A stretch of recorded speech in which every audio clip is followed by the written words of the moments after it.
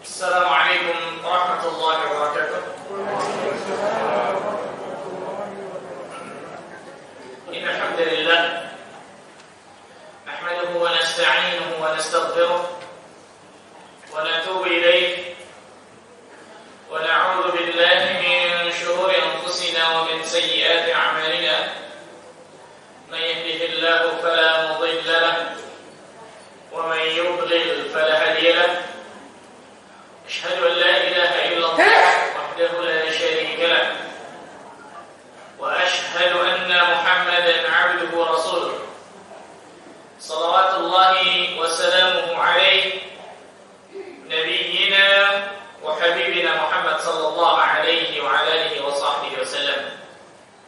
قال الله تعالى في كتابه الكريم: يا أيها الذين آمنوا اتقوا الله حق تقاته ولا تموتن إلا وأنتم مسلمون. أما بعد. Ikhwani wa akhwati rahimani wa rahimakumullah. Bapak Ibu sekalian, saudara-saudariku sekalian yang semoga Allah tabaraka wa taala selalu memberikan keberkahan dalam kehidupannya. Alhamdulillah, kita bersyukur kepada Allah atas segala limpahan karunia dan nikmat yang Allah berikan kepada kita semua, sehingga pada kesempatan yang berbahagia ini Allah tabaraka wa taala masih terus melimpahkan berbagai macam nikmatnya, karunia-Nya kepada diri kita semua, sehingga kita dapat duduk hadir di tempat terbaik di atas muka bumi ini, yaitu fi baitin min buyutillah, di salah satu rumah dari rumah-rumah Allah tabaraka wa taala ini. Tidak lain dilakukan untuk meningkatkan keimanan kita, meningkatkan ketakwaan kita kepada Allah Jalla wa Ala.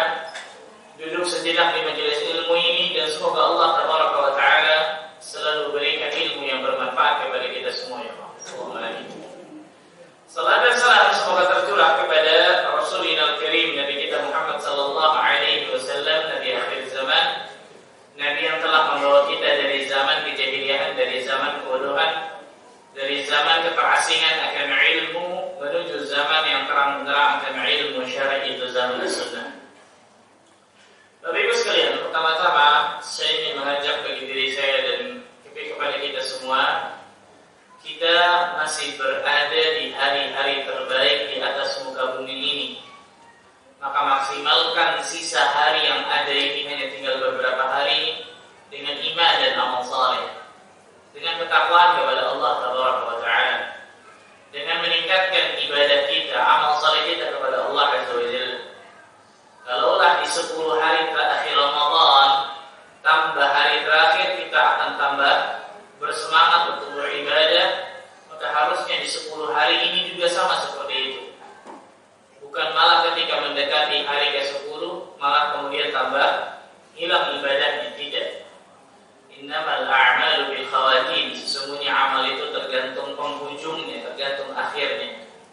Seorang yang memanfaatkan waktunya dengan baik dan benar, dengan iman dan amal saleh, maka yakinlah Allah azza wa jalla akan berikan berbagai macam keutamaan luar biasa kepada dirinya di dunia dan di akhirat. Salah satunya adalah memanfaatkan waktu-waktu terbaik sekarang ini, 10 hari awal di bulan Dzulhijjah. Karena amalan saleh yang dilakukan pada 10 ini pahalanya menyamai, bahkan mengalahkan pahala jihad di jalan Allah azza wa jalla. Subhanallah. Tapi sayangnya kita lihat di jalan-jalan ternyata 10 hari ini sepi-sepi aja. Bahkan spanduk saja, spanduk. Tidak ada yang mengingatkan selamat datang hari-hari emas terbaik, betul kan? Beda ketika Ramadan. Ramadan pasti di mana-mana tuh. Marhaban ya Ramadan. Selamat datang wahai Ramadan, bulan ketaatan, bulan penuh hikmah dan seterusnya. Sampai detik ini saya belum menemukan satu pun spanduk atau flyer gitu, yang dipasang mungkin di jalan untuk kemudian mengingatkan kepada kaum muslimin, manfaatkanlah hari-hari emas ini dengan iman dan amal saleh. Hatta orang-orang yang sudah mengenal sunnah Nabi SAW nggak bikin itu spanduk. Betul Bapak Ibu? Betul, subhanallah. Ini sangat disayangkan, sangat disayangkan, subhanallah. Ikhwatul iman, hadirin rahimakumullah. Tema bahasan kita pada pagi hari yang berbahagia ini adalah tema yang luar biasa sangat pentingnya. Karena dengan inilah Rasul sallallahu alaihi wasallam diutus oleh Allah. Rasulullah sallallahu alaihi wasallam bersabda dalam hadis yang sahih dari Imam Ahmad, "Innama bu'ithtu li utammima salihal akhlaq." Di riwayat makarimal akhlaq. Sesungguhnya aku diutus ke atas muka bumi ini, kata Nabi sallallahu alaihi wasallam, hanya untuk menyempurnakan akhlak, hanya untuk membaguskan akhlak. Berarti salah satu tujuan inti Nabi kita Muhammad sallallahu alaihi wasallam diutus ke atas muka bumi ini untuk memperbaiki akhlak manusia. Kita ketahui bersama, jahiliyah pada saat terdahulu sangat luar biasa.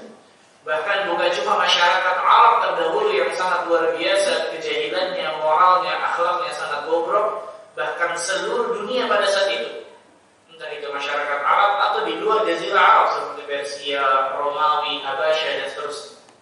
Maka Allah Azza wa Jalla mengutus satu orang nabi untuk memperbaiki manusia semua itu. Nah, salah satu tugas mulia yang sangat luar biasa yang Allah Azza wa Jalla berikan kepada Nabi kita Muhammad sallallahu alaihi wasallam, bahkan ini termasuk tugas inti, adalah memperbaiki, memperbagus akhlak manusia. Berarti ketika diri kita seorang muslim dan muslimah, tapi ketika kita tidak memperbaiki akhlak kita, tidak berusaha membaguskan akhlak kita, ternyata akhlak kita masih luar biasa buruknya, berarti salah satu tujuan inti Rasulullah SAW diutus itu gagal kepada kita. Memperbaiki apa? Akhlak, memperbagus akhlak. Disinilah pentingnya seorang muslim dan muslimah untuk terus dan terus mengulang-ulang tentang masalah akhlak. Bagaimana pentingnya akhlak yang mulia bagi setiap muslim dan muslimah. Kita lihat penjelasan dari Al-Imam Ibnu Qayyim Al-Jauziyah rahimahullah dalam kitabnya Madarijus Salikin. Beliau mengatakan, "Wa adabul mar'i 'unwanu sa'adatihi wa falahihi." Adab seseorang, akhlak mulia seseorang, itu adalah tanda kebahagiaan dan kesuksesannya. Wa qillatu adabihi 'unwanu syaqawatihi wa bawarihi. Sedikitnya adab, sedikitnya akhlak yang mulia pada diri seseorang itu tanda kecelakaan dan kebinasaannya. Famastujliba khairud dunya wal akhirah bimithlil adab. Dan tidaklah seseorang mendapatkan banyak kebaikan dunia dan akhirat semisal dengan baiknya adab dan akhlak pada dirinya. Walastujliba hirmanuha bimithli qillatil adab. Dan tidaklah seseorang dihalangi dari banyaknya kebaikan dunia dan akhirat semisal dari sedikitnya akhlak yang mulia yang ada pada dirinya. Allahu Akbar. Lihat, Ibnu Qayyim Al-Jauziyah sampai membahasakan akhlak yang mulia, adab yang tinggi, ternyata itu adalah tanda kebahagiaan dan kesuksesan manusia, ikhwan. Berarti ketika seseorang tidak memiliki akhlak yang mulia atau adab yang mulianya hanya sedikit dia miliki, itu tanda kebinasaan dan kecelakaan orang tersebut. Nauzubillah. Nasallahu. Dan sinilah seorang muslim dan muslimah, saya katakan tadi, pentingnya untuk mempelajari akhlak, pentingnya untuk mempelajari adab yang benar. Nabi Muhammad sallallahu alaihi wasallam, Allah jadikan akhlaknya bagus terlebih dahulu sebelum Allah kasih ilmu kepada beliau. Ilmu berupa apa? Wahyu Al-Quran. Wahyu Al-Quran diturunkan kepada Nabi sallallahu alaihi wasallam umur berapa? 40 tahun. Sebelum umur 40 tahun, Rasulullah sallallahu alaihi wasallam sudah dikenal di masyarakat Quraisy Al-Amin. Orang yang sangat jujur, amanah, terpercaya.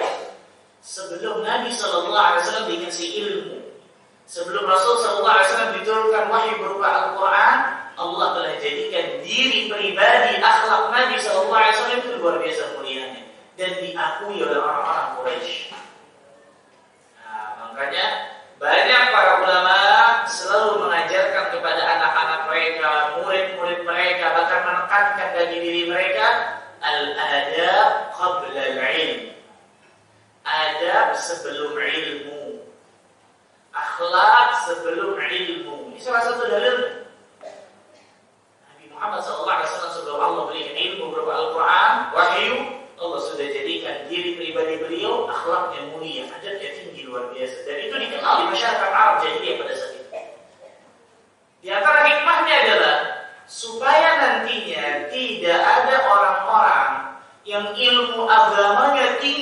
orang luas, tapi kosong dari akhlak yang mulia. Adabnya ternyata nol besar. Alhamdulillah. Karena orang-orang seperti ini biasanya akan merusaknya lebih besar daripada memberikan manfaat. Betul nggak, Bapak? Betul nggak? Betul banget, Masya Allah. Contoh. Ada seorang penuntut ilmu lewat di tengah jalan atau di gang. Orang lagi duduk-duduk di kanan kiri. Kita lewat begitu aja. La salam, wala kalam, wala negor, wala misi, wala assalamualaikum. Kayak kedukung hanyut. Ya, ada gitu. Kira-kira orang yang duduk itu akan ngomong apa? Ngomong apa? Lebih parah lagi adalah ketika mereka tahu kita sering duduk di kajian ilmu. Yang ditunjuk apa? Orang yang kajian begitu katanya. Yang disalahin apa? Kajian yang pada oknum. Makanya para ulama mengatakan ketika kita menuntut ilmu agama Allah, menjadi seorang talibul ilm, menuntut ilmu agama Allah, tapi akhlak dan adab kita tidak mencerminkan akhlak yang mulia, siap-siaplah kita akan menjadi perusak dari dakwah ini. Siap-siaplah kita akan menjadi perusak dari dakwah Islamiyah ini, dakwah sunnah. Karena akan muncul beda ketika orang lewat, kemudian apa? Dia nggak ngaji dan seterusnya. Mana maklumin? Nggak pernah ngaji, mungkin nggak tahu adab. Tapi kalau duduk di kajian tapi melakukan masih seperti itu, beda. Karena masyarakat ingin melihat bukti real, bukti nyata. Kita ngaji, apa buktinya? Mana buktinya kalau kita ngaji? Wah, akidah saya juga. Dari mana manusia bisa tahu akidah saya itu? Yang pasti dilihat oleh manusia kan? Akhlak dan adab kita pasti. Betul ya? Bagaimana kita kepada orang tua, bagaimana kita kepada tetangga, bagaimana kita kepada kerabat, bagaimana kita kepada sama muslim dan seterusnya. Bukan tambah ngaji, tambah kenceng. Tambah kemudian apa? Aku kepada orang. Tidak sama, subhanallah. Salah besar ini bagi kita. Ini pentingnya al-adab qabla al-ilm. Adab sebelum ilmu. Dan ini nanti kita akan sebutkan tentang masalah tersebut. Ikhwatul iman rahimani rahimakumullah. Yang pertama kita akan sebutkan makna dari adab atau akhlak yang mulia itu sendiri. Apa makna dari adab atau akhlak yang mulia? Ada beberapa definisi yang kita akan berikan. Yang pertama, makna atau definisi dari adab atau akhlak yang mulia. Yang pertama disebutkan oleh Al-Hafidh Ibnu Hajar Al-Asqalani dalam kitabnya Fathul Bari. Ada yang tahu kitab Fathul Bari ini kitab apa? Kitab Fathul Bari ditulis oleh Al-Imam Al-Hafidh Ibnu Hajar Al-Asqalani. Kitab apa? Ada yang tahu? Tidak tahu? Siang. Kitab Syarah Sahihul Bukhari. Sahih Bukhari tahu? Nggak tahu, kelewatan ya subhanallah. Nah ini syarahnya, penjelas dari kitab Sahih Bukhari itu ada banyak. Tapi yang paling lengkap, paling the best disebutkan oleh para ulama adalah syarah dari Al-Imam Ibnu Hajar Al-Asqalani, namanya kitab Fathul Bari li Syarh Sahih Bukhari. Nah beliau mendefinisikan adab, wal adabu isti'malu ma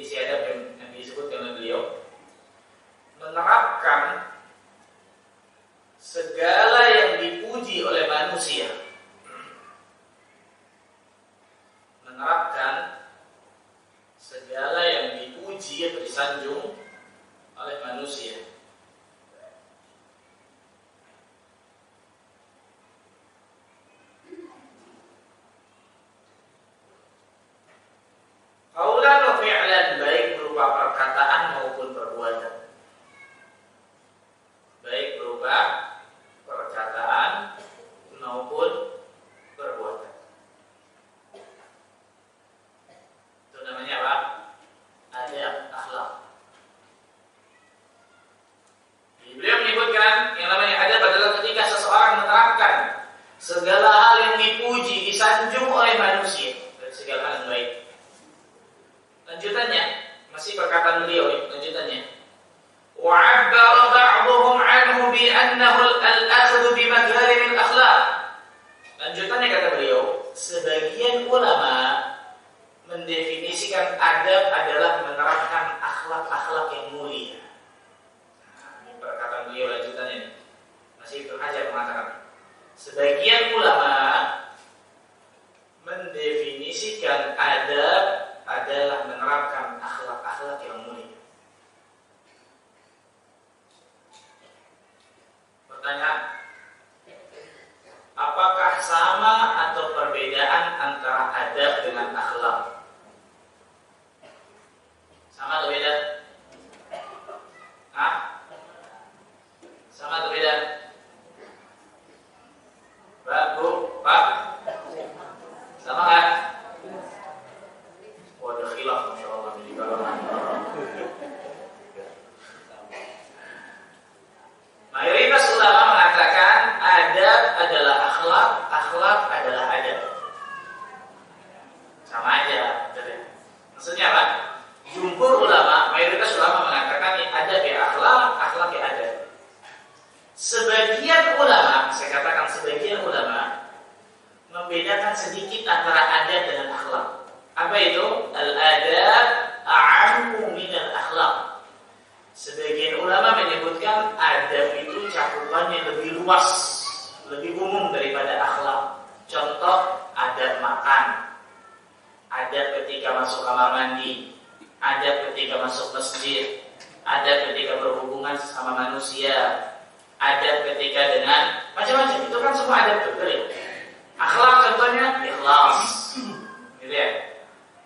Khasyatullah, rasa takut kepada Allah, tawakal kepada Allah, suka membantu, wajah berseri-seri dan seterusnya. Jadi sebagian ulama menyebutkan adab itu cakupannya lebih luas daripada akhlak. Tapi mayoritas ulama mengatakan adab ya akhlak, akhlak ya adab pada hakikatnya. Ini penjelasan pertama, definisi pertama dari adab. Definisi yang kedua. Definisi yang kedua disebutkan oleh Syekh Muhammad Kamil. Syekh Muhammad Kamil. Beliau menyebutkan ijtima'u khisalil khairi fil 'abdi, ta'ni jamalul 'abdi fi zahiri wa batini. Terkumpulnya perangai kebaikan pada diri seorang hamba. Definisi kedua tentang adab yang mulia atau akhlak yang mulia. Terkumpulnya perangai kebaikan atau perangai yang baik, tabiat yang baik pada diri seorang hamba.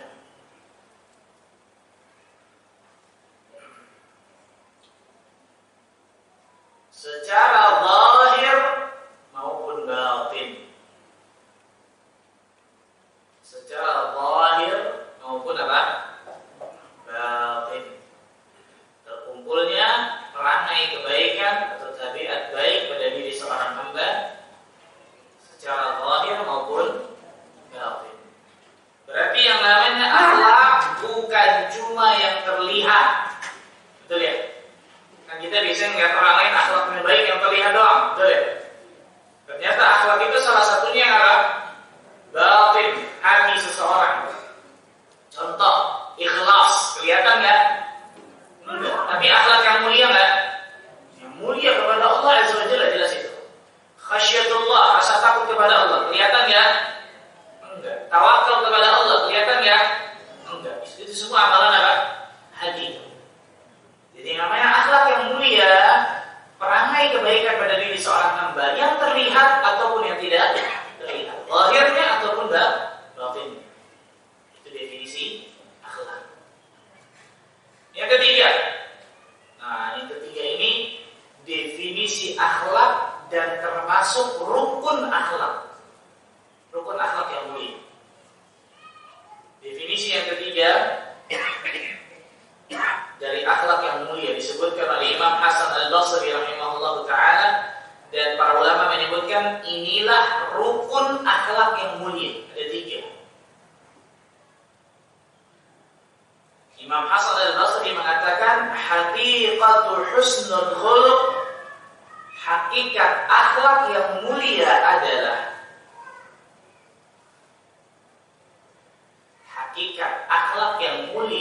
adalah ada tiga. Yang pertama, badlul ma'ruf, berbuat baik kepada orang lain. Apa kata bahasa Indonesia? Ringan tangan. Betul? Betul nggak Bapak Ibu? Iya, betul. Ringan tangan bukan gamparin orang maksudnya, bukan. Suka bantu maksudnya. Yang pertama, badlul ma'ruf, berbuat baik, mudah berbuat baik kepada orang lain. Mudah berbuat baik kepada orang lain. Yang kedua, wa kaful adza, tidak mengganggu orang lain. Tidak mengganggu orang lain. Kita jelaskan satu-satu. Tidak mengganggu orang lain. Yang ketiga, wa talaqatul wajhi, wajah yang berseri-seri, itu murah senyum. Wajah yang berseri-seri. Ini definisi akhlak yang disebutkan Imam Hasan al-Basri, dan para ulama mengatakan ini rukun akhlak yang mulia. Kalau salah satu saja kita nggak ada dari tiga ini, maka akhlak kita tidak mulia. Yang pertama tadi apa?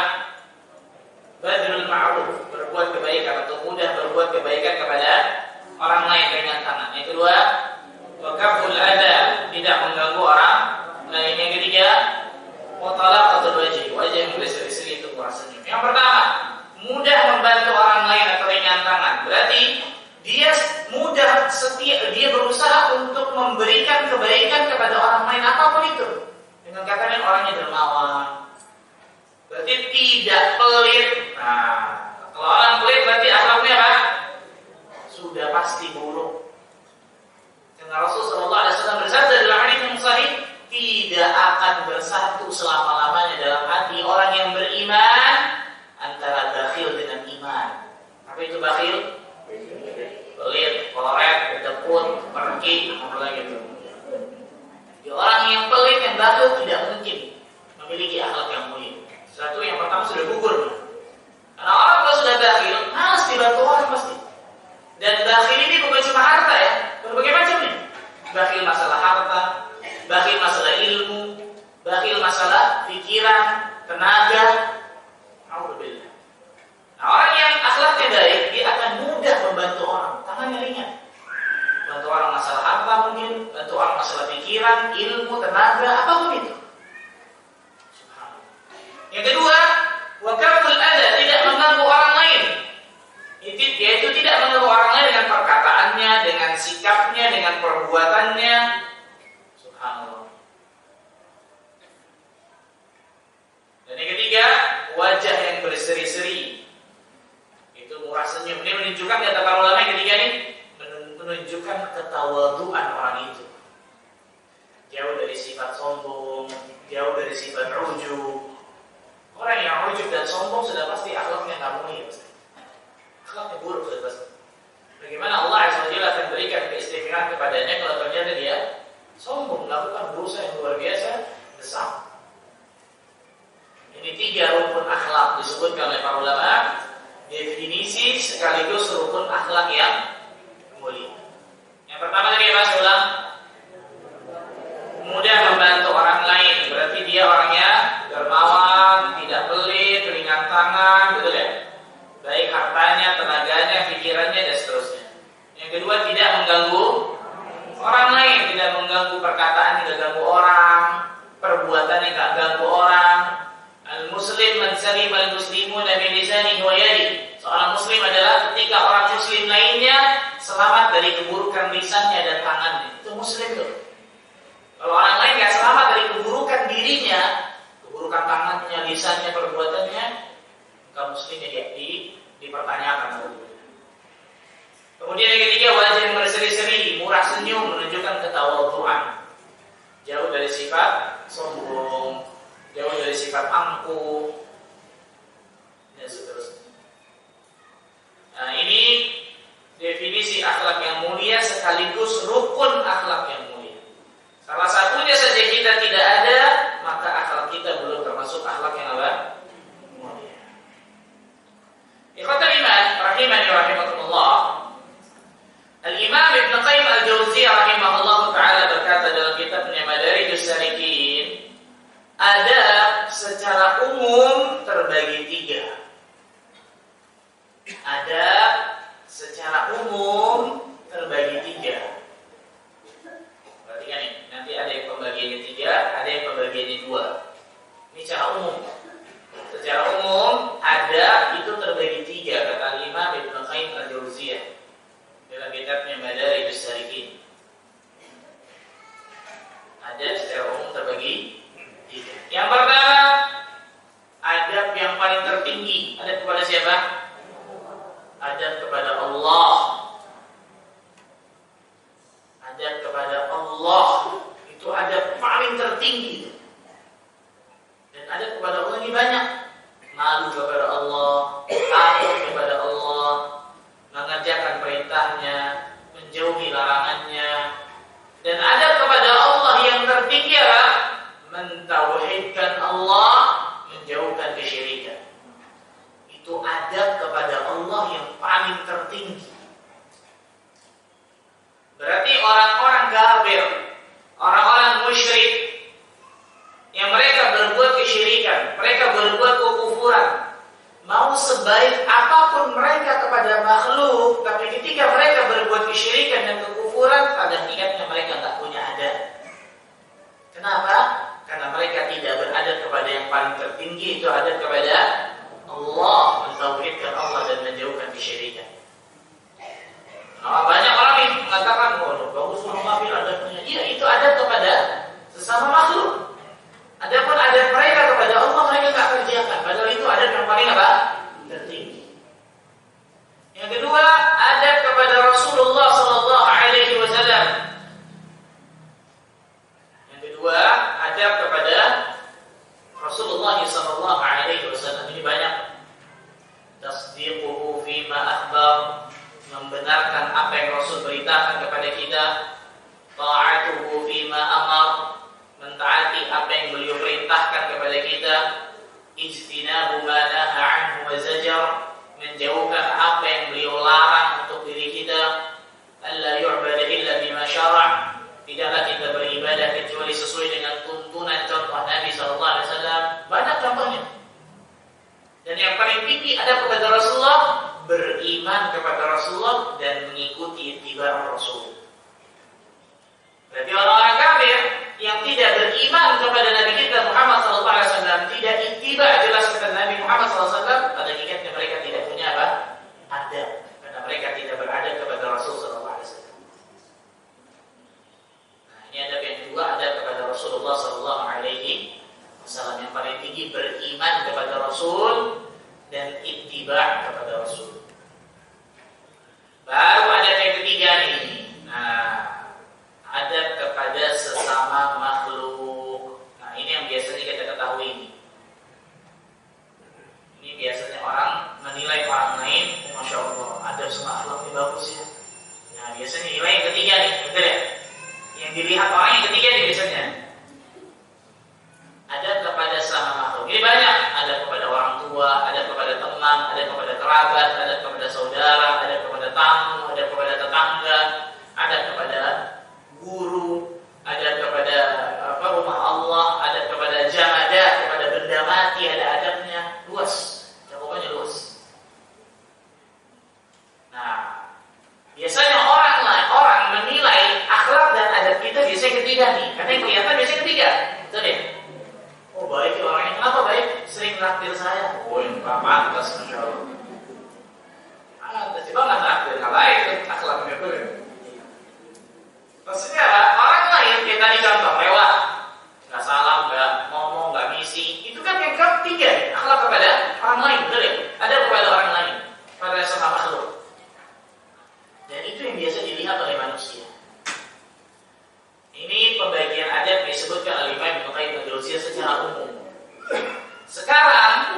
Sekarang para ulama menyebutkan akhlak itu ada dua jenis. Akhlak itu ada dua jenis. Kalau tadi pembagian adab secara umum ada tiga. Sekarang akhlak itu ada dua jenis. Saya mau tanya, akhlak yang mana dari tiga itu? Yang dua jenis ini akhlak yang mana? Akhlak yang ketiga, akhlak kepada sesama makhluk, itu kata para ulama ada dua jenis. Ada dua jenis. Yang pertama namanya akhlak jibilli. Yang pertama namanya akhlak jibilli. Jibilli. J I B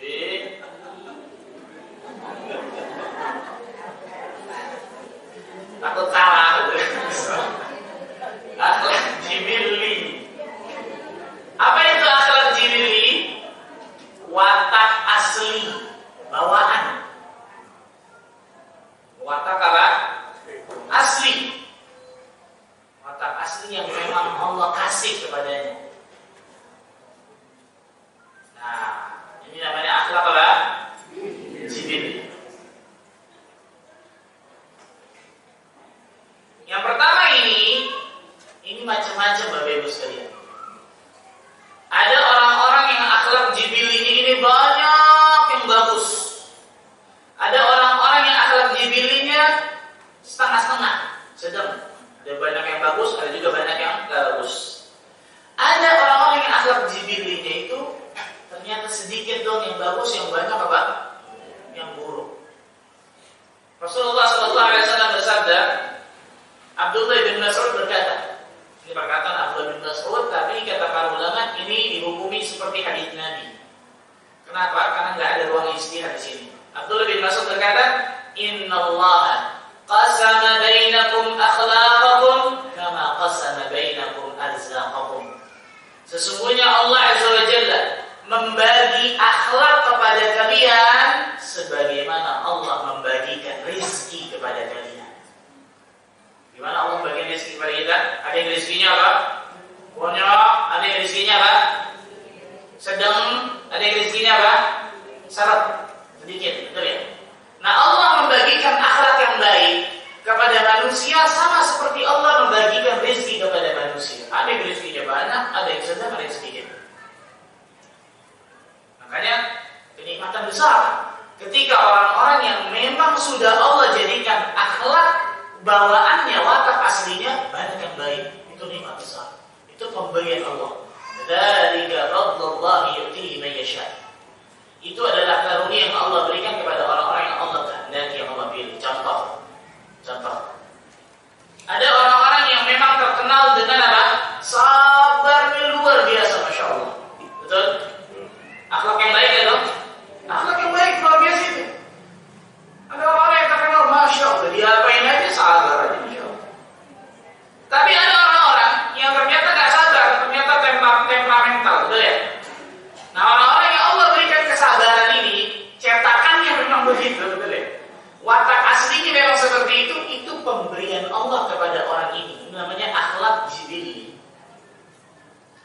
Rasulullah SAW pernah mengatakan kepada seorang sahabat, Ya Ashaj, namanya Ashaj, Inna fika khaslataini yuhibbuhum Allah wa rasuluh.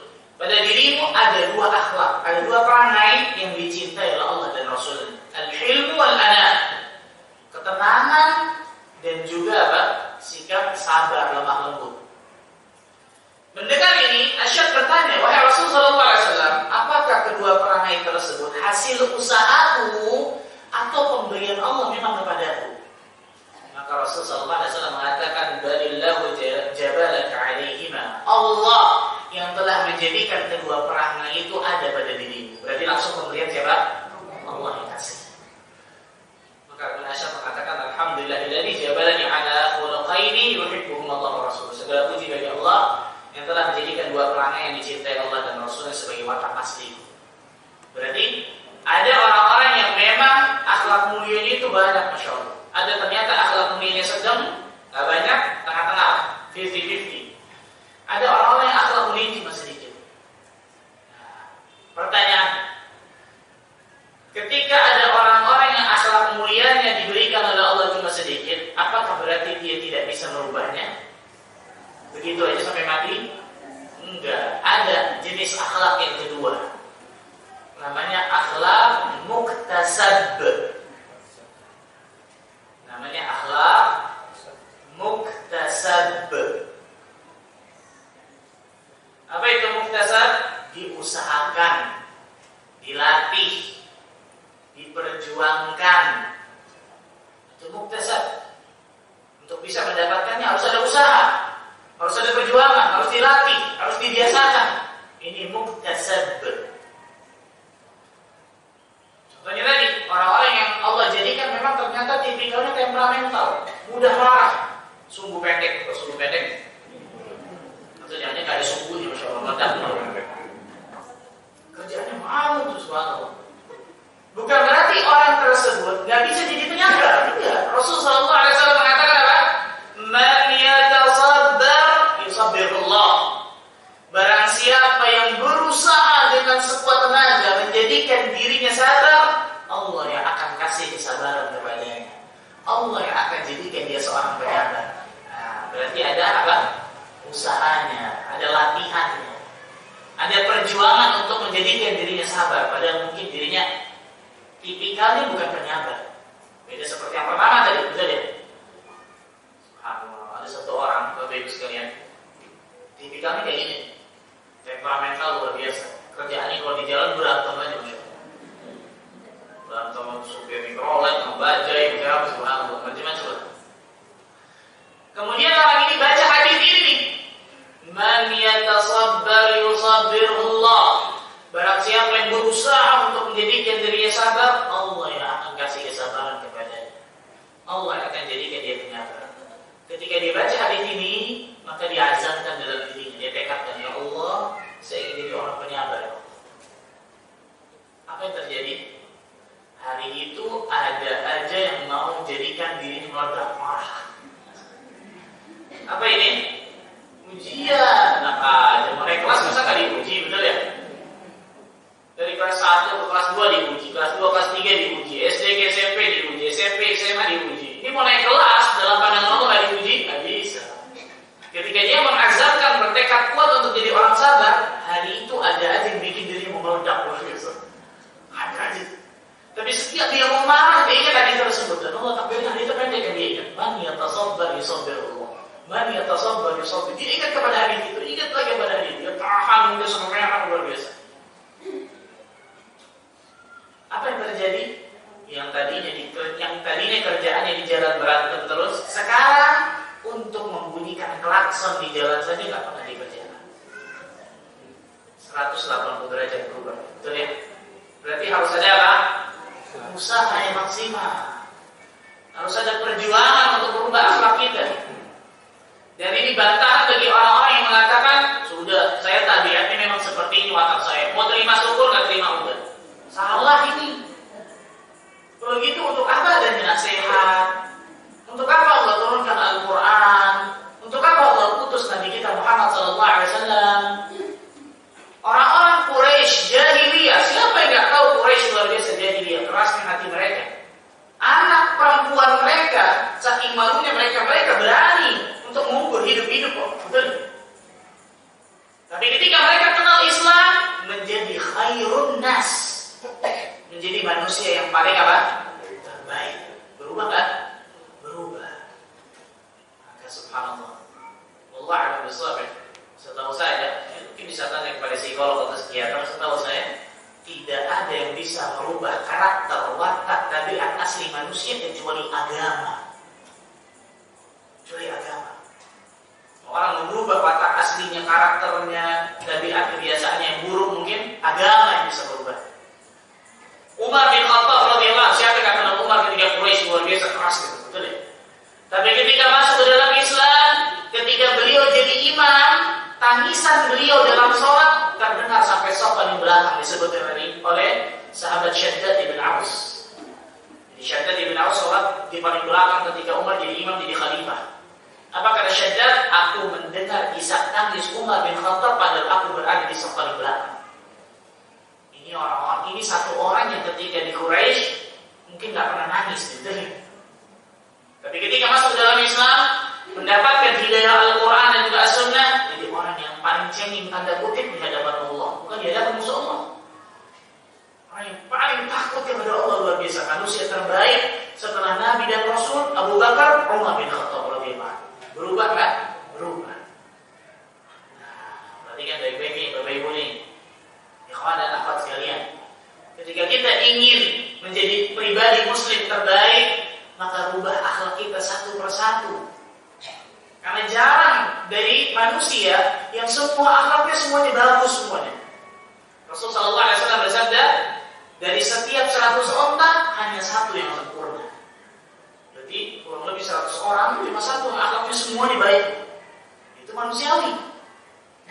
Manusiawi. Disitulah kita berusaha untuk memperbagus akhlak kita yang memang ternyata akhlak kita tersebut tidak bagus. Akhlak ini luar biasa, sangat luar biasa. Dulu ketika baru lulus dari SMA saya datang ke rumah salah satu guru saya, hafizahullah ta'ala. Datang ketika mulai zuhur, ketika zuhur kita sholat jamaah ke masjid, kemudian balik ke rumah beliau. Ternyata di rumah beliau sudah dihidangkan makan siang. Maka kita makan, disuruh makan sama dia. Makan.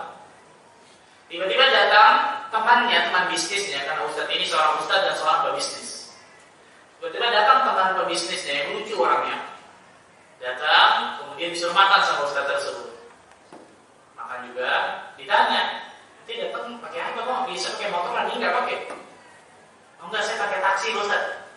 Langsung jalan saya taksinya. Enggak, ada di depan nungguin saya. Karena saya cuma sebentar, habis itu jalan. Panggil supir taksinya suruh makan siang sama kita. Nah, benar ustaz, benar panggil. Ke depan, panggil, nggak mau supir taksi ini, jangan usah. Ustaz, supir taksi nggak mau ustaz. Ambil sini. Ustaz itu bangun dari meja makan ke depan, maksa supir taksi itu untuk masuk. Ayo masuk. Kalau nggak masuk, nggak dibayar. Ayo makan siang. Duduk, supir itu yang ngambil piringnya ustaz itu, yang ngambil nasinya ustaz tersebut, ngambil lauknya ustaz tersebut, itu supir taksi jangan masuk. Kita di tempat apa? Akhlak depan mata kepala kita. Satu waktu juga saya datang lagi ke rumah ustaz tersebut di lain waktu berdua sama teman. Ketika baru datang kita pencet ya ustaz belum keluar. Biasa kita duduk di depan di pekarangan. Ada bangku yang dari bambu, tentu bangku dari bambu ya. Tiba-tiba ketika teman saya duduk tuh hancur. Saya bilang pertama kali datang udah sakit bangku lagi. Saat itu keluar, langsung teman saya ambil tangan saya tersebut, saya minta maaf, saya nggak sengaja tiba-tiba. Oh nggak apa-apa. Ini memang saya beli dari tukang pikul di jalan, memang nggak bagus ini. Ya, dia ingin memperbesar hati teman saya. Nggak apa-apa, ini saya beli dari tukang pikul di jalan, memang nggak bagus ini, nggak apa-apa ya. Tapi muka teman saya masih nggak enak. Saya ngobrol, ada beberapa kata ulang, selesai. Ngelihat muka teman saya masih nggak enak, ini Ustaz ini masuk ke dalam. Ketika kita mau pulang nih, Ustaz ini masuk ke dalam, ngasih hadiah, buah hadiah yang dikasih teman saya nggak dikasih. Ahmad, antum nggak usah ya, karena saya kasih hadiah ke dia, karena saya lihat muka dia masih nggak enak.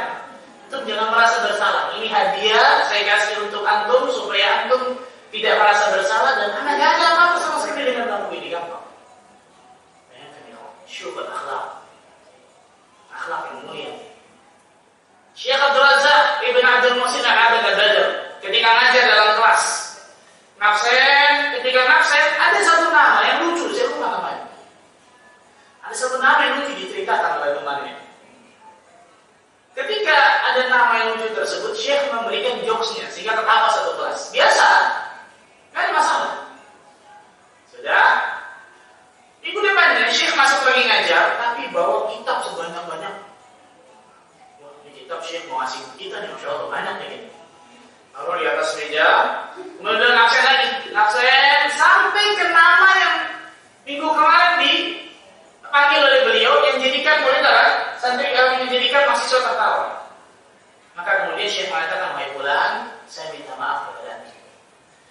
kemarin saya sudah memberikan jokes ke antum yang menjadikan satu kelas ketawa. Saya takut hati antum sakit.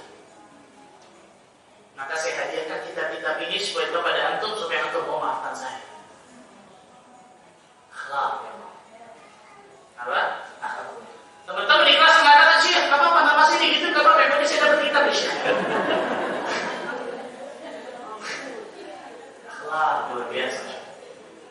Baru-baru ini ada di YouTube subhanallah Syekh Abdul Razak ketika menyebutkan di depan kamera. Jadi ternyata ada satu anak kecil, kita lagi kajian seperti ini. Ada satu anak kecil mungkin jalan, ditegur sama Syekh. Ini di mana orang tuanya? Mau jadi sumber, akhirnya boleh kita menegur seperti itu. Tapi Syekh mungkin dengan nada yang agak kencang. Di mana orang tuanya ini? Kok nggak diberikan dan seterusnya? Dan kata Syekh, yang seperti ini nggak seharusnya dilakukan. Tapi terkadang keluar pada kehidupan kita, kata beliau. Maka siapapun yang mendengar saya ini di sini nih, siapapun yang mendengar ayah dari atau orang tua dari anak ini, saya minta maaf tolong sampaikan kepadanya. Bayangkan ya, sesuatu yang mungkin kita anggap apa?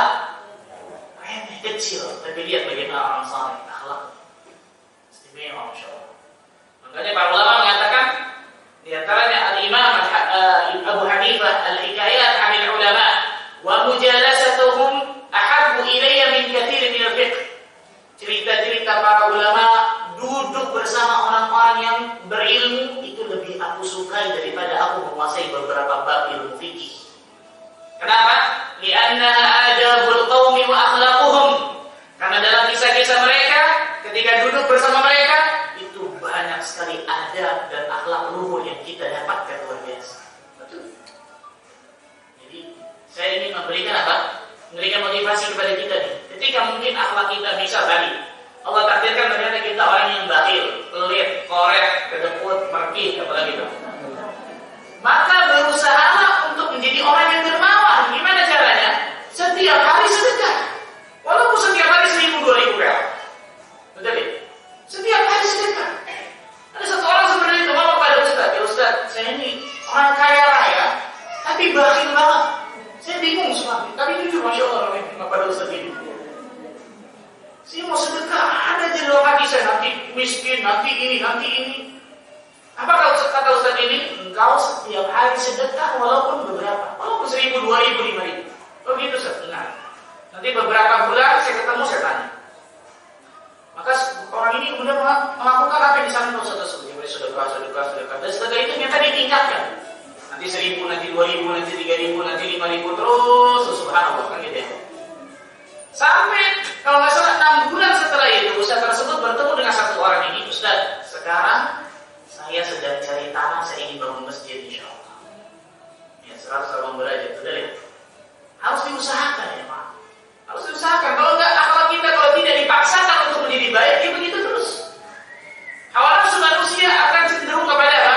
Mengikuti keburukan. Inna nafsa la'amaratun bisu'.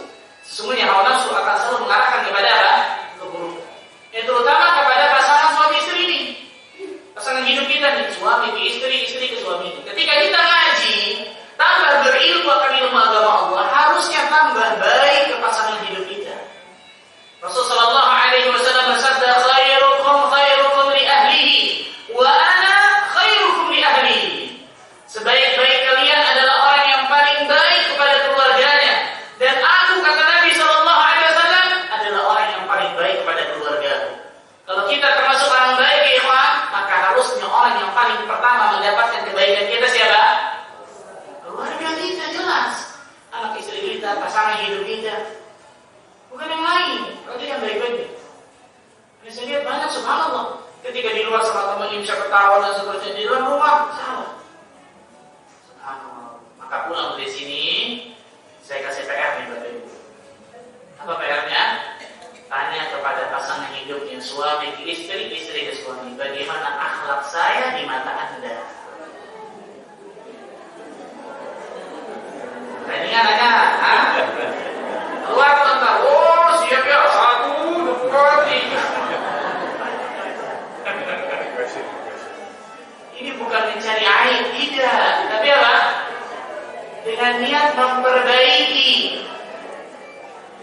Mau ngeselin, Pak Ustaz, Ustaz. Ya, ada cerita subhanallah. Orang tambah tinggi ilmunya harusnya tambah baik akhlaknya. Salah satu buah manis dari ilmu yang bermanfaat, ilmu itu harus menghasilkan akhlak yang mulia. Harus, wajib. Itu buah manisnya tuh. Salah satu akhlak yang mulia saya katakan tadi siapa? Kepada ring satu kita, kepada keluarga kita. Suami kepada istrinya, semakin ngajir, semakin lemah lembut kepada istrinya, semakin baik kepada istrinya. Kalau dia punya harta lebih, semakin memberikan hadiah kepada istrinya. Istri kepada suaminya semakin taat, semakin nurut kepada suaminya, semakin gak pernah mengangkat suaranya. Ini enggak. Semakin ngaji, semakin 7 oktav sama suaminya. Salah ini, subhanallah, berarti kan baik-baik. Sekali lagi, bukan untuk mencari aib satu dengan yang lain, tidak. Tapi untuk memperbaiki hubungan.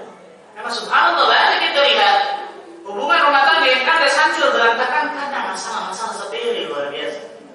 Salah satunya masalah akhlak yang ternyata bukan sepele, besar ternyata itu. Siap ya? Saya yakin siap ya? Nah, jawab kan, insyaallah kan. Ikhwatul iman, rahimani wa rahimakumullah. Al-Imam Hammad bin Salamah rahimahullah ta'ala berkata, perhatikan kata-kata beliau luar biasa. Wal wajib an yakuna talabatul hadith akmalun nasi adaban. Wajib bagi para penuntut ilmu hadis, maksudnya para penuntut ilmu syar'i, ilmu agama, terkhusus ilmu hadis. Wajib bagi orang-orang yang duduk di kajian. Untuk apa? Akmalun nasi adaban, untuk menjadi orang yang paling sempurna adabnya, akhlaknya. Wa asyaddul khalqi tawadhu'an, menjadi manusia yang paling tawadhu'. Wa a'dhamuhum tazayyunan wa tadayyunan, menjadi orang yang paling semangat ibadahnya dan paling bagus agamanya. Wa aqalluhum taishan wa ghadaba, dan menjadi orang yang paling jarang labil atau galau dan paling jarang marah. Masya Allah, paling jarang marah kita banget di dunia. Ini disebutkan oleh Imam Hammad bin Salamah. Wajib bagi para penuntut ilmu, orang yang duduk di kajian, merubah dirinya menjadi orang yang paling bagus, paling sempurna adab dan akhlaknya, paling tawadhu kepada manusia. Bukan ketika Allah berikan kelebihan kepadanya malah tambah naik, tambah angkuh. Salah ini. Allah kasih ilmu, Allah kasih harta, Allah kasih jabatan, tambah melihat orang di bawah semua. Salah ini. Perhatikan ya teman. Ini salah satu penyakit yang Allah berikan kepada orang-orang yang Allah berikan kelebihan, sehingga kelebihan itu malah jadi balak, jadi malapetaka kepadanya. Ada satu teman saya, hafizahullah ta'ala, sekarang di Doktora Madinah, insyaallah. Ketika beliau baru masuk S1 Madinah, beliau orang yang cerdasnya, masya Allah. Beliau menghafal mutun talibul ilm, matan-matan talibul ilm itu sebentar, luar biasa. Itu hafal beberapa jilid, beberapa bulan aja. Itu istimewa benar. Tapi kata beliau, ketika saya hafal dari matan-matan itu hanya beberapa bulan, saya melihat orang yang lain itu di bawah saya. Ya, penyakit yang lain masuk ke dalam hatinya. Apa itu? Rujuk. Banggakan dirinya, banggakan kelebihannya. Bahkan auzubillah kibr. Mereka orang lain dan seterusnya. Hati-hati nih, Pak. Syaitan itu pintar. Ya, jadinya yang harusnya itu kelebihan malah bisa jadi apa? Malah tersendiri. Harusnya seorang yang menuntut ilmu agama Allah harusnya paling sempurna akhlak dan adabnya, paling tawadhu kepada manusia, paling semangat ibadahnya, paling bagus agamanya, paling jarang labil, paling jarang galau, paling jarang marah. Disebutkan Imam Muhammad bin Salamah. Imam Abu Asim berkata, "Man talaba hadzal hadits faqad talaba a'la umuri dunya." Barang siapa yang menuntut ilmu hadis ini, yaitu ilmu agama, terkhusus ilmu hadis, maka dia sedang mencari sesuatu yang paling prestis, paling terbaik di atas muka bumi. Berarti hasilnya apa? Fayajibu an yakuna khairan nas, maka wajib bagi dirinya menjadi manusia paling terbaik. Allahu Akbar. Wajib bagi dirinya menjadi manusia paling apa? Terbaik. Karena dia sedang menuntut sesuatu yang paling apa? Terbaik di dunia ini. Kita masuk ke salah satu universitas ternama di dunia, universitas paling terbaik, kurikulumnya, dosennya, pengajarannya dan seterusnya. Hasilnya berarti kita harus jadi paling apa? Terbaik kan gitu. Ilmu agama Allah Azza wa Jalla jelas lebih baik daripada dunia dan seisinya. Dan harusnya ilmu agama ini menjadikan kita tambah apa? Baik kepribadiannya, bukan tambah buruk.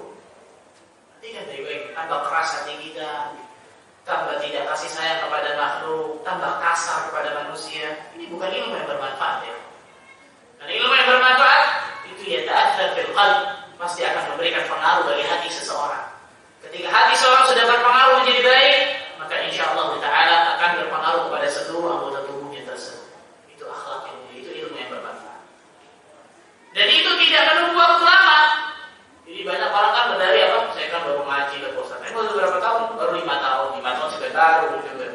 1 tahun itu bukan baru. Perhatikan kata-kata Imam Hasan Basri ini. Yang dinukil oleh Imam Ibnu Mubarak dalam kitabnya Zuhud. Kana ar-rajul yatlubu al-ilma fala yalbath an yara dhalika fi takhashshu'ihi wa hadihi wa lisanihi wa yadihi. Dahulu zaman salafus saleh dahulu nih. Orang ketika menuntut ilmu agama Allah tidak menunggu waktu lama untuk terlihat perubahannya pada dirinya. Jadi nggak nunggu 1 tahun dulu, 2 tahun dulu, 3 tahun baru berubah. Perubahan pada apa? Penampilan. Penampilan paling gampang ya Pak. Tinggal dirubah penampilan selesai. Walaupun itu penting, bukan nggak penting ya, penting. Tapi bukan cuma itu. Perubahan pada apa? Fi takhashshu'ihi, pada kekhusyuannya. Berarti ibadahnya tambah khusyuk, baca Qurannya tambah khusyuk, tambah nikmat, salatnya tambah nikmat. Dan khusyuk di sini juga bisa diartikan ketundukan, karena khusyuk itu apa? Tunduk. Berarti harus berubah tuh ketundukannya kepada syariat Allah dan Rasulnya. Ketundukan kepada syariat Allah dan Rasulnya. Ketika itu ada qala Allah wa qala Rasul, maka dia pasti mengatakan 2 kata, sami'na wa ata'na. Bukan sami'na wa pikir-pikirna. Banyak orang sekarang seperti itu tadi. Nanti dulu, masuk akal ya. Nanti dulu, ini sesuai dengan sama apa? Hawa nafsu saya ini. Sesuai nggak dengan perasaan saya ini? Salah ini. Tunduk. Wahai pada kebiasaannya, habitnya, kebiasaannya, hobinya berubah. Yang dulunya mungkin jauh dari kebenaran ketika nuntut ilmu agama, kebiasaannya berubah jadi kebaikan semua. Walisani wa yadi, pada lisannya dan juga tangannya semuanya berubah. Berarti akhlaknya semuanya berubah. Betul. Dan itu tidak menunggu waktu lama untuk terlihat perubahannya. Itu ilmu yang bermanfaat ya Pak. Sekali lagi saya katakan, lihat diri kita masing-masing. Gak usah lihat orang lain.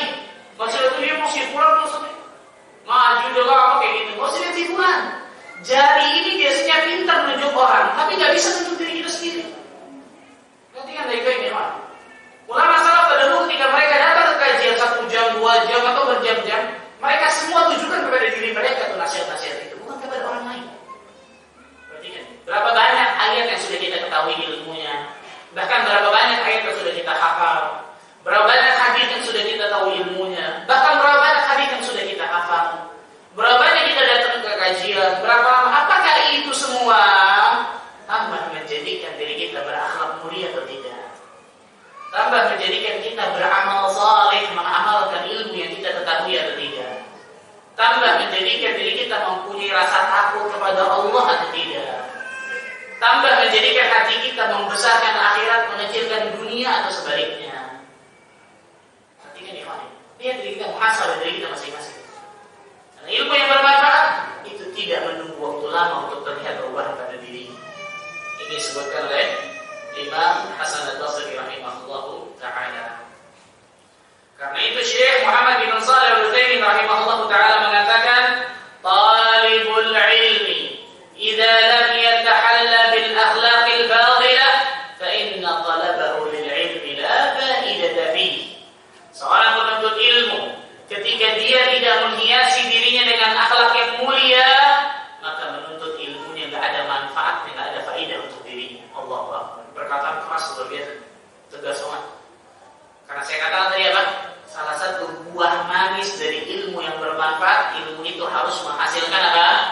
Akhlak yang mulia bagi dirinya. Harus, wajib. Tambah bagus akhlaknya, tambah bagus berusaha untuk. Karena tadi itu muktasab. Akhlak itu yang baik dan bisa dilatih, bisa dibiasakan, bisa diperjuangkan. Maka dia berusaha untuk membaguskan sedikit demi sedikit akhlaknya. Ternyata akhlak tersebut masih kurang atau masih jauh dari sesuatu yang bagus. Syekh Al-Albani rahimahullah ta'ala mengatakan, "Kuntu adhunnu anna al-mushkilata fil 'alam al-islami innama hiya faqat ibti'aduhum 'an fahmihim li haqiqati ma'na la ilaha illallah." Dahulu kata beliau, saya mengira bahwa problem utama dunia Islam saat ini hanyalah semata-mata jauhnya mereka dari pemahaman yang benar dari kalimat la ilaha illallah. Ini sebenarnya benar. Problem utama itu jelas jauhnya kaum muslimin dari akidah atau tauhid yang benar. Tapi Syekh Al-Albani dulu menyangka cuma ini doang gitu. Ternyata enggak. Walakin ma'a zaman sarat atabayyana anna hunaka mushkilatan ukhra. Tapi ketika berjalannya waktu, ternyata aku melihat problem yang tidak kalah pentingnya dari yang pertama. Apa itu? Annahum la yatakhallaquna bi akhlaqil Islam as-sahih illa biqadrin zahid. Ternyata banyak dari kaum muslimin tidak berakhlak dengan akhlak Islam yang benar kecuali hanya sedikit dari mereka. Allahu Akbar. Allahu Akbar. Kalau kaum muslimin semuanya menunjukkan akhlak yang mulia seperti para sahabat, seperti Nabi SAW, orang-orang di luar Islam akan berbondong-bondong masuk dalam Islam. Tadi benar Syekh Muhammad bin Shalih Al-Utsaimin mengatakan tidak pantas Islam disandingkan dengan kaum muslimin, kebanyakan kaum muslimin zaman sekarang. Karena Islam ini sangat tinggi luar biasa dan kebanyakan kaum muslimin zaman sekarang tidak mencerminkan nilai-nilai Islam dalam kehidupan mereka kecuali hanya sedikit darinya. Nah, ini PR kita bersama, betul? PR kita bersama. Jangan ngaji juga, selek juga sama saudara. Jangan. Ngaji juga, berantem juga sama tetangga. Jangan. Semua sama orang awam. Berubah harusnya. Orang yang berilmu agama Allah harus berubah, semua akhlaknya harus berubah selalu. Ini disebutkan oleh Syekh Al-Albani rahimahullah ta'ala. Inilah di antara hikmah mengapa para ulama terdahulu mereka memulai dengan mengajarkan adab terlebih dahulu kepada muridnya, kepada anaknya, bahkan kepada diri mereka sebelum belajar ilmu. Banyak dari mereka. Di antaranya Imam Malik rahimahullah ta'ala, gurunya Imam Syafi'i pernah mengatakan kepada seorang pemuda Quraisy, "Ta'allamil adab qabla an tata'allam al-'ilm." Pelajarilah engkau adab terlebih dahulu sebelum engkau mempelajari ilmu. Allahu Akbar. Yusuf bin Al-Husain berkata, "Bil adabi tafhamul 'ilma." Dengan mempelajari adab, maka engkau akan mudah memahami ilmu agama ini. Allahu Akbar. Abdullah bin Mubarak Al-Marwazi, Imam Abdullah bin Mubarak mengatakan, "Ta'allamna al-adab 30 'aman wa ta'allamna al-'ilm 20 'aman." Kami mempelajari adab selama 30 tahun lamanya dan kami mempelajari ilmu selama 20 tahun lamanya. Muhammad bin Sirin berkata, "Kanu yata'allamuna al-hadiya kama yata'allamuna al-'ilm." Mereka, para ulama salaf terdahulu, biasa mempelajari adab sebagaimana mereka menguasai suatu bidang ilmu. Allahu Akbar. Makhlad bin Al-Husain berkata kepada Imam Ibnu Mubarak, disebutkan banyak riwayatnya, dengarkan dulu. "Nahnu ila kathirin min al-adab ahwaju minna ila kathirin min hadith." Kita lebih banyak membutuhkan mempelajari adab daripada banyak menguasai hadis. Bukan berarti hadisnya penting, tidak. Tapi saking pentingnya tentang pelajaran adab, mempelajari adab, mempraktekannya, beliau sampai menyandingkan dengan ilmu hadis luar biasa. Maksudnya ini satu ilmu khusus yang harus benar-benar dikhususkan untuk dipelajari dan dipraktekkan di amal.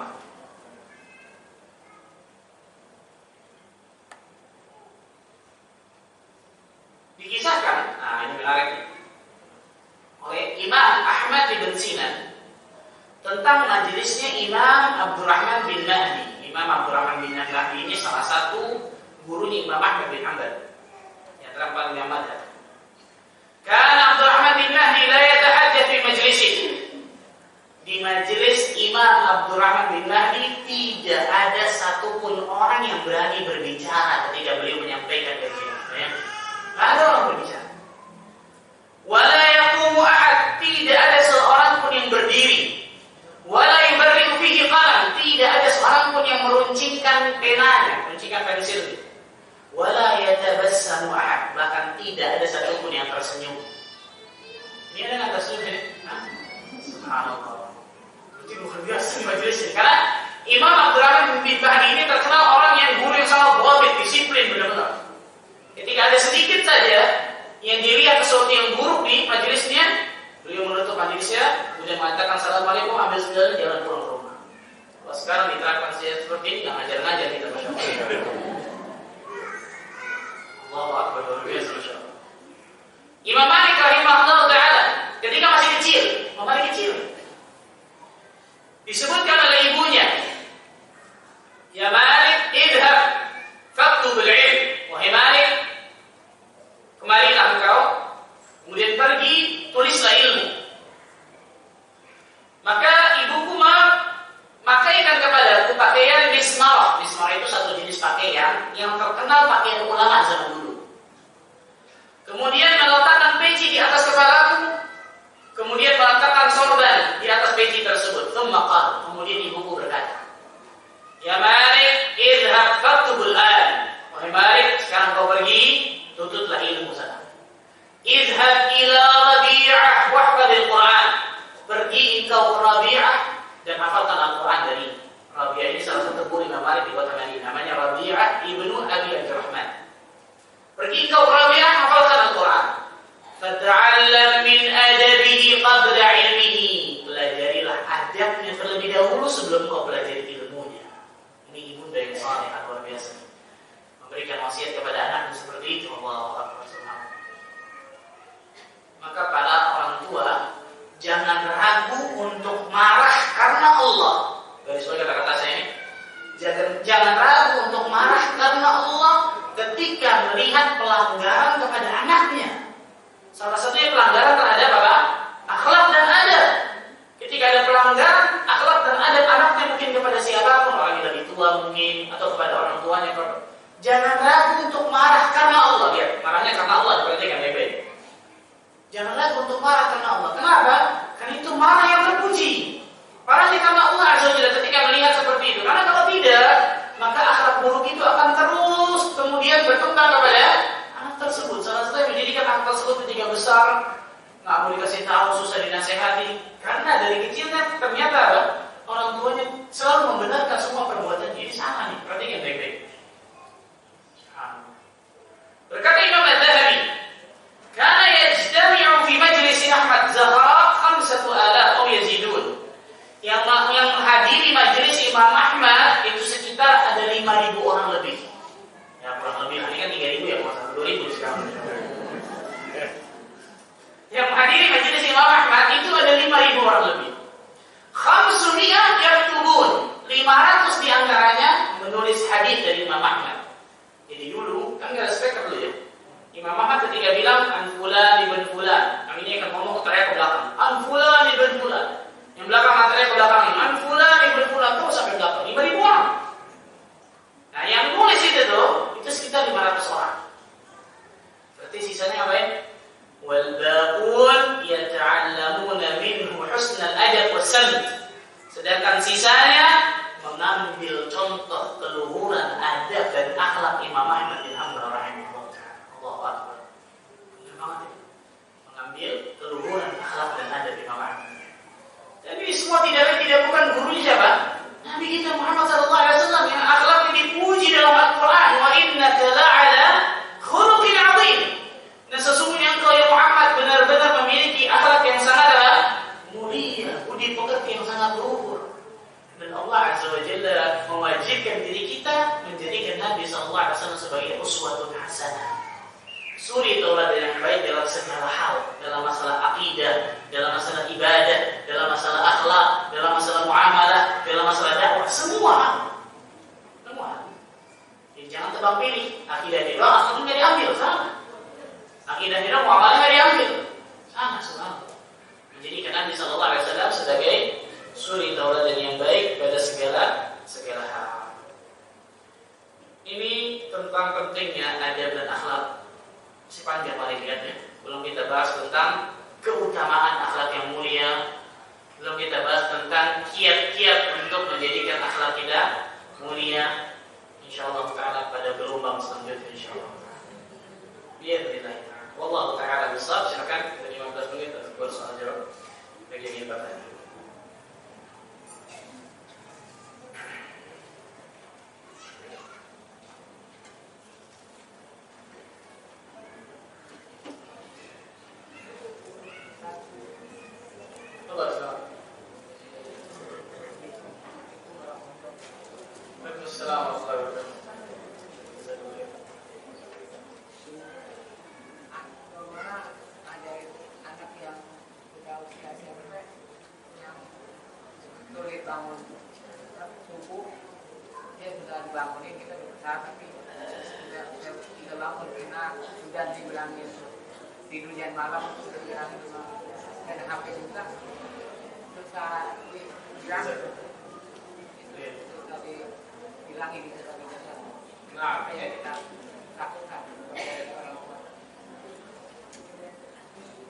Anaknya apa? SMP.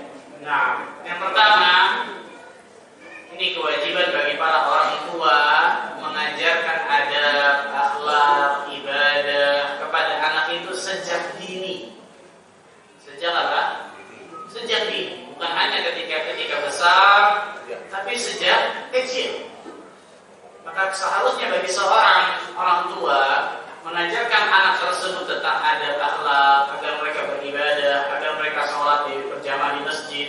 Itu sejak dini harusnya dibawa, ditempel, gitu. Bawa sama orang tuanya, sama ayahnya, kemudian melihat contoh dari orang tuanya dan seterusnya. Maka yang pertama jelas, maka bermuhasabahlah. Muhasabah, mengisap diri kita sendiri. Karena bisa jadi mungkin kita belum mengenal kajian sunnah, belum kemudian mengetahui pentingnya ketika mendidik anak itu ke masjid dan seterusnya. Sehingga kemudian ketika besar sudah SMP SMA berat untuk dia kemudian disuruh, berantem aja ketika diurus. Maka istighfar dan taubatlah kepada Allah. Muhasabah, istighfar dan taubatlah. Kenapa? Karena kesalahan kita dari kecil. Itu yang pertama. Yang kedua, ada seorang ibu bertanya kepada syekh di salah satu stasiun televisi di negara Arab. Ya syekh, bagaimana membangunkan anak saya yang setiap subuh susah bangun di subhanallah, udah besar. Gimana ya syekh? Maka syekh itu mengatakan, wahai ibu, bagaimana kalau na'udzubillah laqaddarallah tiba-tiba rumahmu itu kebakaran, kemudian di kamarmu itu anakmu sedang tidur pulas dan dia nggak mau bangun, kau apakan itu? Ya baik bu, kira-kira bu, gimana caranya sih? Ibu itu jawab betul ya? Gimana caranya harus bangun? Kalau nggak meninggal bahaya, mati anak itu, betul ya? Mau disiram kan, mau diseret kan, mau diapain, pokoknya harus bangun, kan gitu ya? Apa kata syekh ini? Wahai ibu, kenapa engkau melakukan itu untuk menyelamatkan anakmu dari api dunia, tapi engkau tidak lakukan itu untuk menyelamatkan anakmu dari api neraka Allah? Terkadang rasa sayang orang tua kepada anaknya, tapi rasa sayangnya salah. Rasa sayangnya apa? Salah. Saya katakan tadi, nggak pernah marahin anaknya, padahal ternyata anaknya salah jelas. Ini nggak boleh diperhatikan baik-baik. Sehingga anak itu tumbuh dengan sesuatu yang benar terus dalam dirinya. Kok ini subhanallah. Anak itu harus tahu, ketika ini dia salah, nggak boleh dilakukan. Kan itu. Salah satunya tadi itu, ketika tak masalah mengajak ke masjid, ketika SMP, ambil main betul ya. Dulu main HP dan seterusnya, ambil malam-malam HP-nya. Yang ngasih HP siapa? Yang ngasih HP siapa? Anak SMP bisa beli sendiri? Tidak. Ini siapa siapa? Diri kita. Yang beli pulsa siapa? Diri kita. Beli paket siapa? Berarti harus yang paling pertama istighfar dan taubat siapa? Kita. Yang saya katakan tadi, kebanyakan orang tua memberikan rasa kasih sayang kepada anak, tapi salah. Bukan memberikan rasa kasih sayang, tapi apa? Yang untuk bilang merusak anak tersebut. Salah. Berarti kan baik-baik. Maka berusahalah dengan sekuat tenaga. Berusaha dengan sekuat tenaga. Dan jangan lupa, parenting paling terbaik, pendidikan paling terbaik itu doa orang tua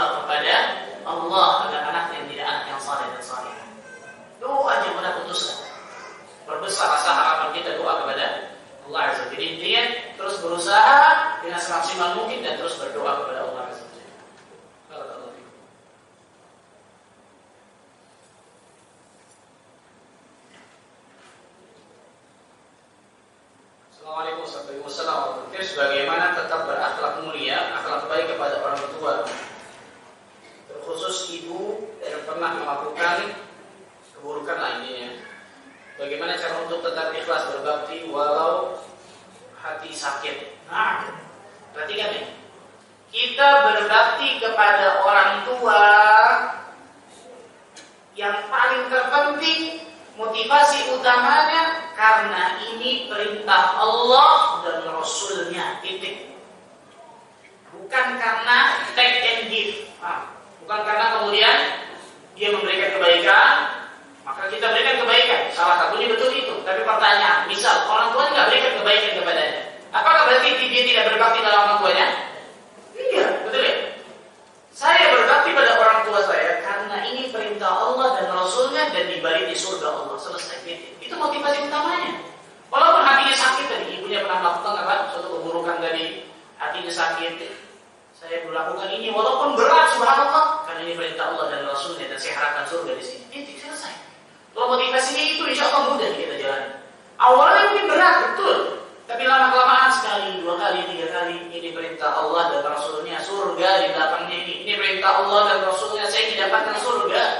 Rasulullah SAW bersabda, "Al-walid awsatu abwabil jannah." Orang tua itu pintu paling tengah dari surga. Sebagian ulama menyebutkan pintu paling mudah untuk didapatkan.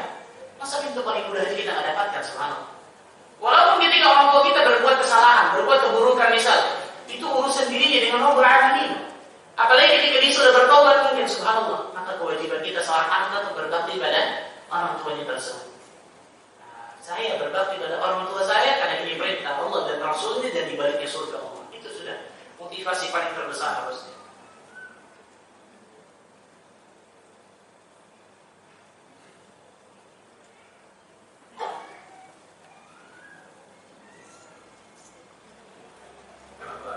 Haji, apakah haji tanpa tasrih atau kisahnya berpotensi melakukan kezaliman? Itu tasrih itu izin resmi dari pemerintah Saudi Arabia, diberikan kepada para hujjaj, para jamaah haji resmi, boleh kemudian untuk haji. Banyak, subhanallah, dari berbagai macam negara, dari beberapa tahun. Makanya tahun ini luar biasa ketatnya pemerintah Saudi Arabia, karena beberapa tahun kemarin banyak orang-orang yang berhaji tapi tanpa tasrih yang resmi. Ini jangan, subhanallah. Kita mau haji ini kan mau mabrur, betul ya? Mau dapatkan haji yang mabrur. Salah satu penghalang haji mabrur itu ketika kita melakukan dosa dan maksiat. Salah satu dosa dan maksiat adalah apa? Melakukan pelanggaran tidak taat kepada waliul amr dari negara tertentu, kan gitu. Dari negara tersebut disebutkan otoritas kerajaan Arab Saudi Arabia di sana. Jadi diatur pada hakikatnya untuk apa? Untuk kemaslahatan kaum muslimin. Kalau semuanya boleh berangkat luar biasa ke sana, coba bayangkan gimana Mekah. Semua diatur demi kemaslahatan apa? Kaum muslimin.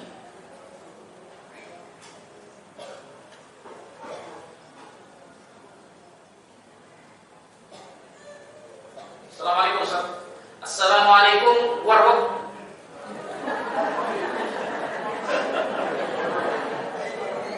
wabarakatuh. Waalaikumsalam warahmatullahi wabarakatuh. Saya jawab lengkap lah, Masya Allah. Yang lebih terbaik, yang lebih ahsan, lebih paling terbaik adalah ketika salam ini tidak disingkat. Kenapa? Karena ini doa. Pahalanya di situ tuh. Kalau WRWB, warwab, nggak ada pahalanya. Tapi depannya bagus, Masya Allah. Assalamualaikum. Ada yang lebih parah, aswarwab. Nggak ada pahalanya, aswarwab bagaimana? Jawabnya waswarwab. Jangan disingkat, karena pahalanya di situ. Saat apa beda salat hajat sama salat tahajud? Dan apakah waktunya sama atau harus itu dulu? Yang pertama, ulama khilaf tentang salat hajat, apakah ada atau tidak? Khilaf ulama tentang masalah itu. Sebagian ulama menyebutkan hadisnya tidak sahih. Sebagian ulama menghasankan hadis tentang masalah tersebut. Allah a'lam bishawab. Ketika dia ingin mempunyai hajat tertentu, maka salat tadi 2 rakaat, kemudian doa kepada Allah Azza wa Jalla, itu lebih aman. Baik itu dinamakan sholat hajat atau tidak dan seterusnya. Dan waktu ini bisa dilakukan kapan saja, harus tengah malam, harus waktu sepertiga malam. Sebagaimana tahajud, waktunya bukan harus jam 2, jam 3. Waktu sholat malam itu dari setelah sholat isya sampai sholat subuh itu waktu sholat malam. Jadi ketika orang sholat nih dari isya dua terus malam suntuk, tutup 1 witir atau 3 witir, maka itu namanya sholat malam.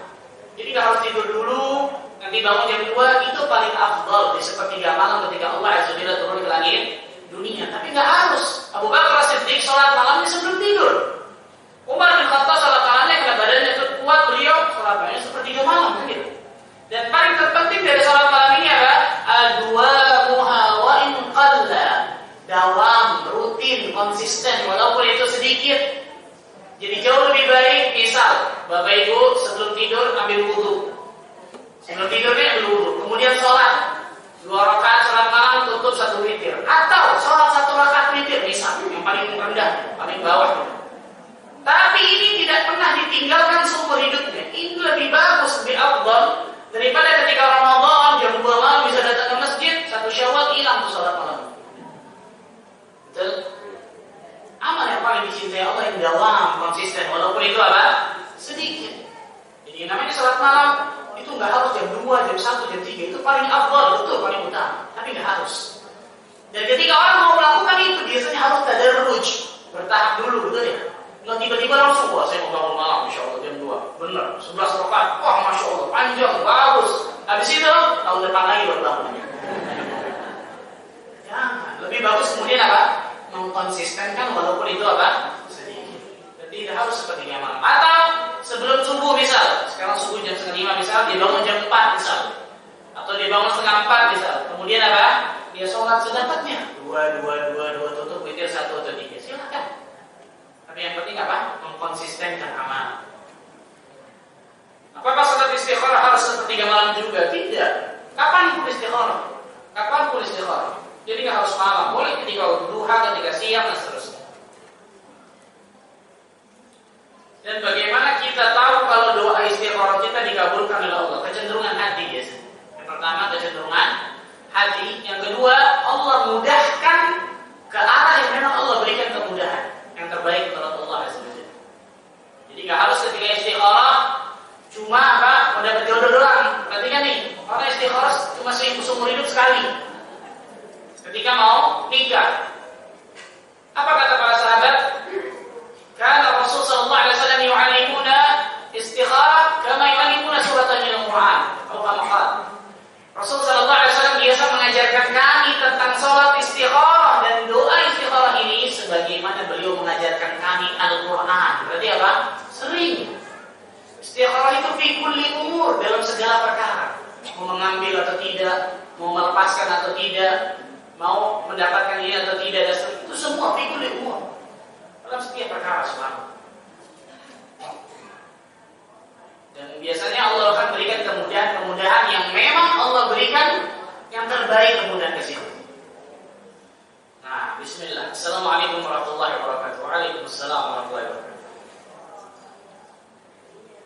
Bagaimana menyikapi jika setiap hari selalu ada mobil yang parkir di depan rumah kita, sehingga kami sulit untuk keluar rumah jika ingin menggunakan kendaraan?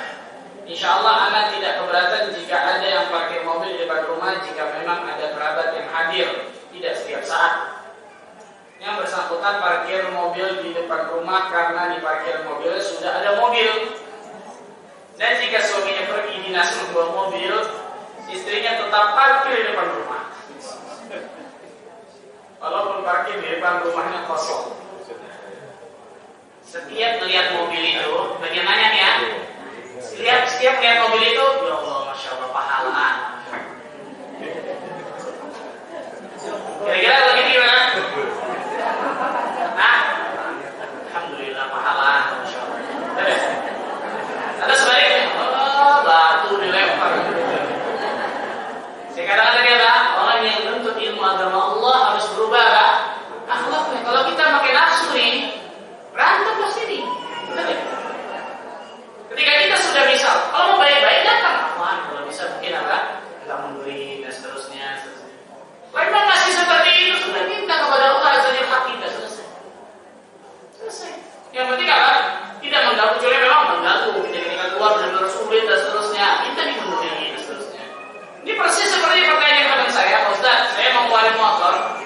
gangnya sempit, di luar sudah ada motor dia. Ya tutup rumahnya. Assalamualaikum. Apaan saya pindahin sini? Setiap bentuk kaki lihat, oh pahala saya, masya Allah. Kalau kuat, betul ya? Kalau nggak kuat, saya bilang apa? Pindah kontrakan. Kenapa pindah kontrakan? Tapi yang jelas orang tersebut zalim, betul ya? Jangan kezaliman tersebut dibalas juga dengan apa? Kezaliman yang sama, keburukan juga. Allah mengatakan idfa' billati hiya ahsan. Balaslah keburukan itu dengan cara ahsan, bukan hasan. Kalau hasan baik, kalau ahsan paling terbaik. Isim tafdhil. Gampang nggak? Membalas keburukan dengan cara yang paling terbaik. Gampang susah? Mudah bagi orang-orang yang Allah berikan kemudahan. Mudah bagi orang-orang yang Allah berikan apa? Kemudahan. Imam Hasan al-Basri, saya tutup dengan ini, sakit. Tetangganya Yahudi menjenguknya. Tetangga Yahudi menjenguk. Kenapa tetangga Yahudi ini menjenguk? Karena ternyata kebiasaan, insya Allah Imam Hasan al-Basri kalau tetangga Yahudi sakit, Imam Hasan al-Basri menjenguk. Mana sering Imam Hasan al-Basri, saya lupa. Kalau nggak salah Imam Hasan al-Basri. Ini satu orang ulama salaf. Ketika masuk dalam rumah, masuk ke kamarnya, terbaringlah ulama ini. Tetangganya ini yang Yahudi mencium aroma yang kurang sedap di rumahnya, di kamarnya. Dan dia tanya, wahai Syekh, ini bau apa ya? Kok gak enak? Ini bau air kotoran. Air kotoran? Air kotoran di mana? Di situ, ditunjuk. Dia lihat, di situ. Dia berumah, itu dari mana, Syekh? Dari rumahmu. Air kotoran dari mana? Dari rumahmu. Yahudi ini. Hah? Kenapa gak ngomong sama saya, Syekh? Saya nggak tahu, subhanallah. Saya sungkan, gak enak. Berapa lama ini kayak gini? 11 tahun namanya. Apa kata Yahudi ini? Wahai Syekh, saksikanlah. Asyhadu an la ilaha illallah wa asyhadu anna Muhammadar Rasulullah. Berapa banyak orang-orang yang masuk dalam Islam karena melihat akhlak Nabi SAW, akhlak sahabat dan akhlak salafus saleh. Sekarang berapa banyak orang-orang yang meninggalkan Islam, bahkan jauh dari sunnah karena melihat keburukan akhlak kita masing-masing. Kalau kita mau pakai nafsu, semuanya hancur pasti. Tapi pakai syar'i, pakai dalilnya seperti apa harus. Kalau mau datang tadi boleh tadi. Apa mungkin mundurin dan seterusnya. Atau saya mundurin nggak apa-apa, kayak gitu. Dan seterusnya. Kalau dia bersikap buruk, kasih hadiah kepadanya. Dan gitu. Salah satu tanda iman, pada yukrim jarahu, memuliakan tetangganya. Kan tapi itu pahala ya. Subhanallah, gitu. Dia ngelarang, jelas kan gitu. Harusnya dia ketika punya apa mobil harus garasi mobil yang lebih luas atau di depan rumah dia kan gitu. Sudah jangan kezaliman dibalas kezaliman bukan. Akan selesai hari kiamat. Saya katakan orang yang menuntut ilmu agama Allah, seorang penuntut ilmu harus beda akhlaknya dengan orang awam itu. Itu menunjukkan akhlak yang mulia pada diri. Wallahu taala a'lam bishawab. Itu mungkin yang saya bisa sampaikan. Semoga Allah Taala selalu berikan keberkahan bagi kehidupan kita.